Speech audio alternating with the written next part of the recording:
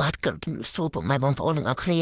ថ្ងៃនេះវិលត្រឡប់ជិះ admin ម្ដងទៀតហើយជាមួយនឹង100ថ្ងៃថ្មីទាំង100ច្បាស់ច្បាស់ចេញពី admin ចឹងណាហ្នឹងហើយហើយនេះគឺជាលេខរបស់ admin ដែលបានចូលចាប់ថ្ងៃទី21ហ្នឹងហើយមាន72មាន73និង33ហ្នឹងហើយអញ្ចឹងបើ admin សុំឲ្យបងប្អូនជួយពី admin ទៅវិញគឺសុំឲ្យបងប្អូនជួយ join group admin មកនៅក្នុង group នៅក្នុង comment Telegram ផង comment YouTube ផងអធិស្ឋានហើយកុំភ្លេចជួយ subscribe admin ផងដើម្បីទទួលបាន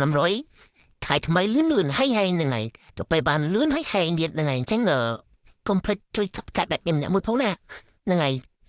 អូខេអញ្ចឹងយើងក៏មកខាត់ពេទ្យថាយើងចូលចំណុយខែថ្មីបងប្អូន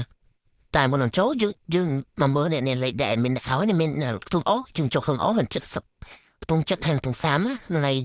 តែបានចូលអូខេអញ្ចឹងតែយើងចូលទៅ100ថ្ងៃថ្មីរបស់អ្នកគ្នាសប្តាហ៍ថ្ងៃ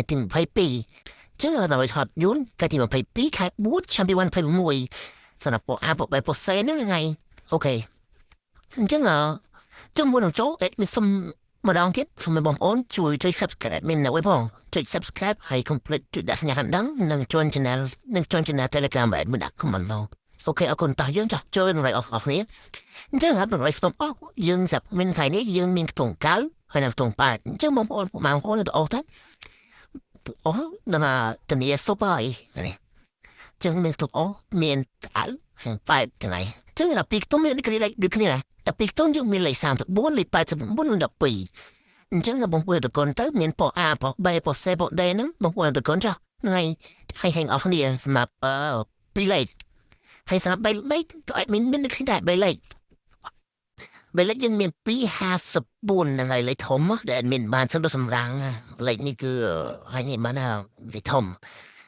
បើស្លាយលេខណាដែរអ្នកតាហ្នឹងហើយអូខេអត់មានប៉ុណ្្នឹងទេសូមឲ្យបងប្អូនទាំងអស់គ្នាជួបសន្តែសំណាងល្អហេងត្រូវទាំងអស់គ្នាហ្នឹងហើយអូខេអញ្ចឹងប៉ុណ្្នឹងទេបាយបាយ